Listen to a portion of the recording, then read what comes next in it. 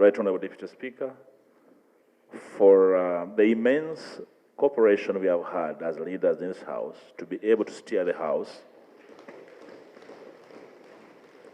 this far with so many challenges, pitfalls, but with the gusto to carry on even when things look tough sometimes. That's the essence of leadership, right, Honourable Speaker. I thank you so much, and the Deputy Speaker in absence, for what we've been able to do as leaders in this House. Allow me to also thank immensely colleagues across from my side and across the aisle for according me space and the opportunity to speak to them, sometimes in a tough way. And I know that sometimes I've stepped on toes. But I never set out to be personal in any way. I've been at the service of the country. And if anybody felt personally offended, I take this occasion to apologize to whoever felt personally offended by my approach. But I always set out to do the best for the country. Right, Honourable Speaker, I felt at this moment that probably you allowed me an extra minute to inform the House that I did not meet the Right Honourable Speaker in Parliament. We met way time back when she was still teaching at MOOBS. In fact, at one time, she was seconded by MOOBS to teach in my college. So you can easily say I once signed her paycheck. So we are not meeting in the House as a speaker, probably for more than 18 years, as somebody had known. At one time, she was blue and we were in the trenches, and I know she has no apologies for formerly being a blue. And along the way, the sun shone upon her hand, she became yellowish,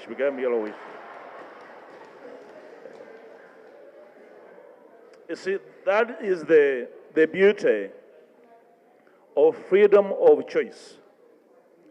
And all of us, wherever we are and stand, must respect the choices people make. And when they make choices, those choices must be for the service of common good. That should be well understood in no uncertain terms. I respect the Right Honourable Speaker because she made her choice. And then see where she is. That was her choice, and I respect that choice. My only call to her is to use that choice to serve common good. Secondly, Right Honourable Speaker, with your indulgence, I neither met the Deputy Speaker here.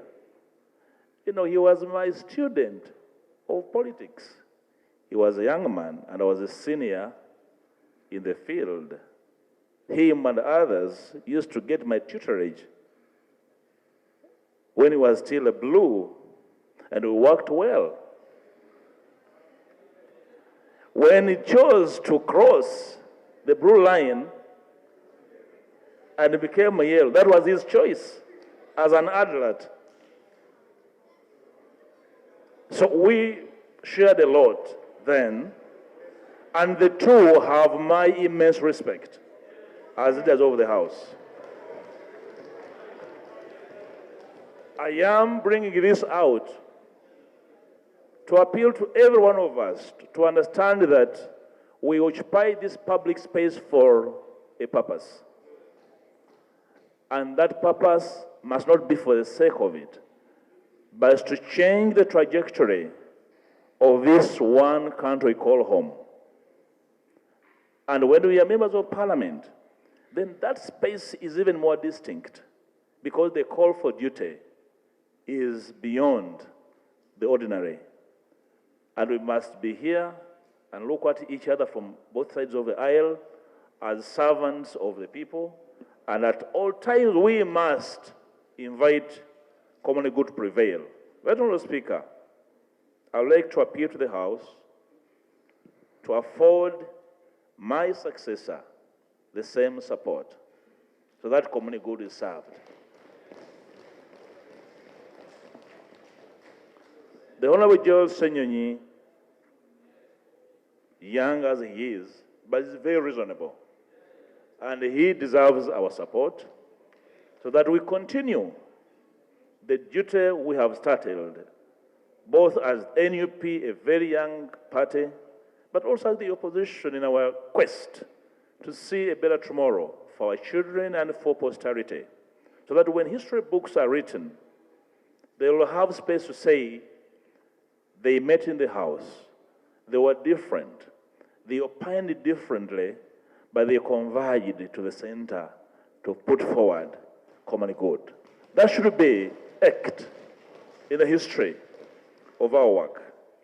Honorable Speaker, over the last few days, I've been reading a small book written by Hemin Sumini, titled "The Things You Can See Only When You Slow Down." Okay, it's a good title. The things you can see only when you slow down. Sometimes the train is so fast that you can mistake a tree for an animal, that you need to step on the pedal, the middle pedal, to see your direction and the trajectory of the nation. I want to invite every one of us to look for that copy and read it. So sometimes we need to slow down and understand better our surroundings. Maybe some of us are so fast, and therefore we lose sight of what matters. So we need to really look out for our surroundings and understand better where we need to go. To my young brother, Joel, I'll look for my copy of a book titled "How to Hug a Porcupine."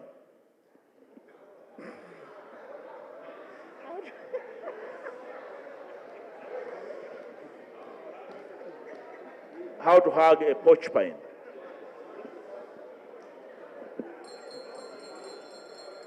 It was edited by Dr. Debbie Ellis. It's very good reading. You know, you will get in your position. Honorable members, he did not say concubine. That's why you're laughing. I said a porcupine. Porcupine.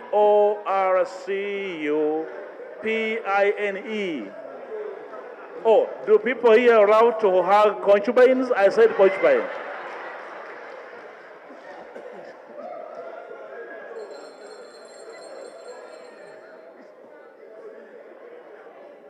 Thank you, Honorable Speaker, for correcting them. They were going to look for a title that does not exist.